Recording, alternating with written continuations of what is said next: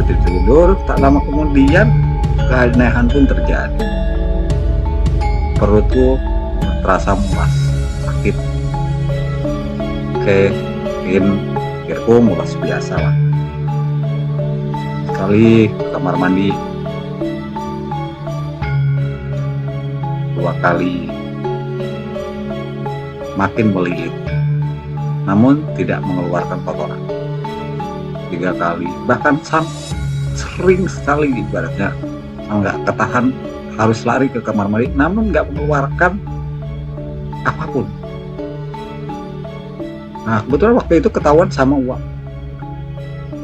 Kamu kenapa? Kata Wak, ini perutku sakit banget. Loh, ya. Kamu di atas saat tadi habis makan apa? Aku tidak makan apa-apa, Wak. Aku cuma makan nasi sama ikan asin. Udah itu aja. Akhirnya Wak pun mencoba untuk memberikan penanganan pertama ya seperti tolak angin, teh panas. Namun makin lama melilitnya perutku ini makin tak tertahankan. Sampai aku rasanya pengen berguling-guling rasanya. Wak pun panik. Apa sebenarnya yang terjadi dengan ponakannya ini? Nah, mungkin bisa saja sebenarnya aku masuk angin karena tadi kehujanan. Tapi yang anehnya adalah aku menggunakan jaket dan posisinya di belakang. Yang terkena angin malam dan bukan angin malam, angin sore yang pas hujan tadi itu adalah kakak, dan posisi kakak yang mengendarai kendaraan di depan. Jadi aku masih terlindungi oleh kakak. Oke lah, mungkin masuk angin gitu kan. Tapi makin malam rasa sakit itu semakin menyiksa.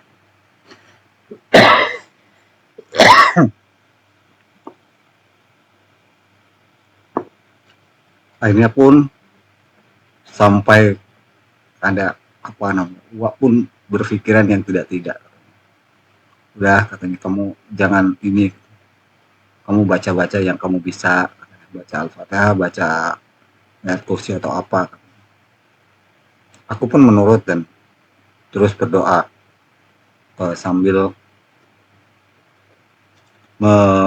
apa namanya istilahnya, menahan rasa sakit. Sampai aku sudah hampir lewat dari tengah malam pun masih merasakan sakit yang luar biasa. Terus karena waktu rencana kita tuh, aku panik di situ gitu. Aku panik kenapa? Karena besok itu rencana pagi-pagi kita akan pulang lagi ke Jawa Tengah. Karena kebetulan di Jawa Tengah mau ada acara. Nah, dengan kondisiku seperti ini otomatis aku ragu untuk melakukan perjalanan. Akhirnya aku pun termenung. Ada apa ini? Karena Wak berpikiran ibaratnya yang tidak-tidak, takutnya aku di hal yang aneh-aneh istilahnya gitu, karena dia tidak suka dengan kedatanganku gitu kan. Mungkin dikira aku datang ke sana ada niat yang kurang baik, padahal aku niatnya cuma silaturahmi doang. Ya, aku sih tetap berusaha untuk berpikir positif gitu. Dan akhirnya aku mendapatkan pikiran bahwa sepertinya ini adalah bisa jadi aku biasanya kalau sakit yang seperti ini, dadakan seperti ini, aku berpapasan atau berhadapan dengan makhluk yang kasat mata. Mungkin bisa jadi juga bahasanya itu adalah karuhun. Karuhun itu leluhur. Jadi leluhurku itu ingin bertemu dengan aku. Mungkin pengennya aku tuh ziarah lah ke makamnya mungkin gitu. Jadi supaya aku tuh lebih lama di sana. Akhirnya di situ aku eh, mengeluarkan kalimat sendiri. Dalam hati aku berbicara, kalau memang ini adalah rasa sakit yang tidak wajar karena menahanku supaya besok tidak pulang, aku mohon untuk segera disembuhkan. Bukannya tidak mau berlama-lama di daerah ini, karena besok di Jawa Tengah mau ada acara. Dan istriku terutama itu harus ada di sana.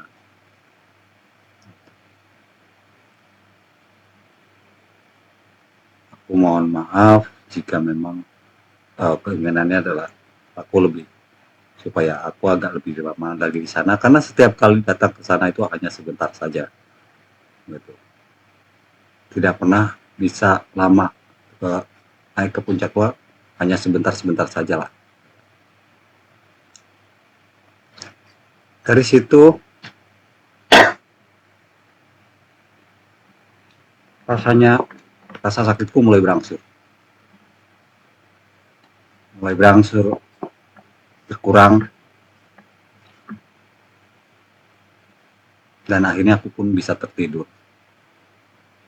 Ya walaupun masih melilit-melilit sedikit, tapi aku merasa dapat memastikan bahwa bisa kutahan dalam perjalanan. Aku pun segera pagi-paginya mencari obat penghambat diare supaya aku tidak ingin buang air besar di perjalanan. Dan saudara-saudara pun, Wa dan kakakku pun panik, dan sebenarnya mereka tidak mengizinkan aku pulang pagi ini. Tapi karena situasi yang memaksa, aku pun tetap harus pulang. Akhirnya pun aku memutuskan melanjutkan perjalananku untuk ke Jawa Tengah kembali. Aku pun setelah bersiap berpamitan dengan Wa dan kakak. Kebetulan rumah mereka tidak jauh, hanya berselang satu rumah. Setelah semua persiapan sudah siap, kita pun berpamitan lah dengan semuanya. Dan kita pun mulai melakukan perjalanan balik ke Jawa Tengah.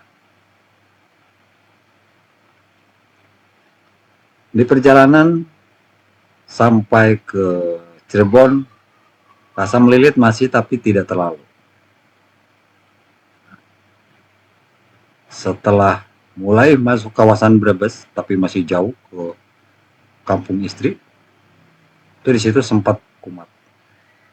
Melilit sangat luar biasa. Dan aku pun memutuskan untuk berhenti sejenak. Dan diputuskan bahwa aku harus mencari toilet atau tidak.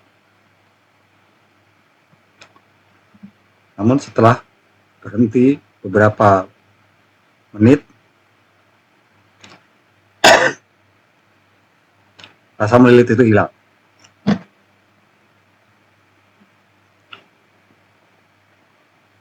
Aku pun melanjutkan perjalanan kembali. Setelah sekitar 15 menit, mulai terasa lagi. Dan aku putuskan untuk berhenti supaya anak istriku mencari makanan terlebih dahulu, karena kita berjalannya agak lama ya. Jadi kalau kita berjalan pagi sekitar jam 7 dari tempat tadi kakak, jadi aku itu menempuh perjalanan sekitar 4 jam. Jadi kalau misalkan jam 7 berarti sekitar jam 11 sampai rumahnya istri atau orang tua istri. Jadi sebelum kita sampai, pastikan anak dan istriku tidak paparan. Jadi mereka aku carikan tempat makan sambil aku beristirahat. Setelah beristirahat dan istri pun udah makan, aku pun melanjutkan lagi perjalanan. Dan alhamdulillahnya sampai di tujuan. Setelah di tujuan, sana rasa sakit itu terasa kembali. Namun ada sedikit rasa lega. Yang terpenting bagiku adalah anak dan istriku sudah sampai di kampungnya. Karena hari ini itu akan ada acara saat sore hari untuk lamaran keponakannya. Dan aku pun sebenarnya diajak untuk ikut mendampingi atau meramaikan acara lamaran itu tadi. Namun aku menolak karena rasa sakit dan melilit perutku belum bisa dikondisikan. Lebih baik mereka saja yang berangkat, aku di rumah saja. Akhirnya aku di rumah sendiri. Tidak ada yang menemani aku karena semua berangkat. Di situ perutku mulai melilit kembali. Aku hanya pasrah, walaupun melilit seperti apa, tapi aku sedikit tenang karena sudah sampai. Namun setelah acara selesai, istriku pun pulang. Rasa sakit di perutku sudah mulai berangsur-angsur mulai mereda. Dan aku sudah mulai duduk di depan teras, menghirup angin di luar. Dari kejadian ini, aku sangat sulit mencerna kejadian ini. Bahkan aku sempat berkomunikasi dengan orang tua yang ada di Sumatera dan menanyakan perihal ada apa sebenarnya, kenapa aku bisa seperti itu. Jawabannya sinkron. Kamu dilarang pulang oleh leluhur.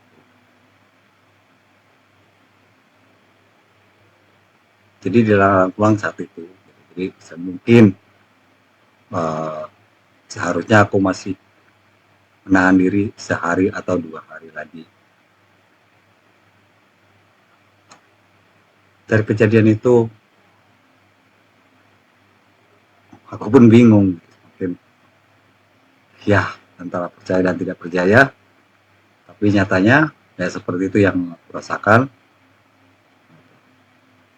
Tapi bagiku yang terpenting sekarang adalah kesembuhan sendiri. Sekarang aku sudah pulih dan setelah semua acara rentetan acara di sana sudah selesai, aku pun bersiap untuk pulang. Kebetulan waktu itu pulangnya pun aku adalah menggunakan kendaraan roda 2. Aku setiap pulang itu adalah setiap kali lebaran. Pas pulang yang kemarin itu ke Jawa itu adalah menggunakan kendaraan roda 2. Alhasil ya banyak hal lah. Bisa jadi badan kelelahan, kecapean, masuk angin, gitu. Bahkan jadi makhluk yang kasat mata itu sangat mudah untuk memasukkan energinya ke tubuhku karena badanku dalam kondisi yang sedang lemah. Oke, teman-teman, cukup bila cerita kali ini. Jadi, bagaimana menurut kalian? Apa menurut kesimpulan kalian, apakah kejadian itu adalah kejadian alami biasa atau memang ada hal di luar nalar. Silahkan kalian komentarian kalau komentar. Jangan lupa di like ya, di share juga boleh. Tentunya dukung channel kita dengan cara di subscribe. Kita akan jumpa lagi di cerita berikutnya.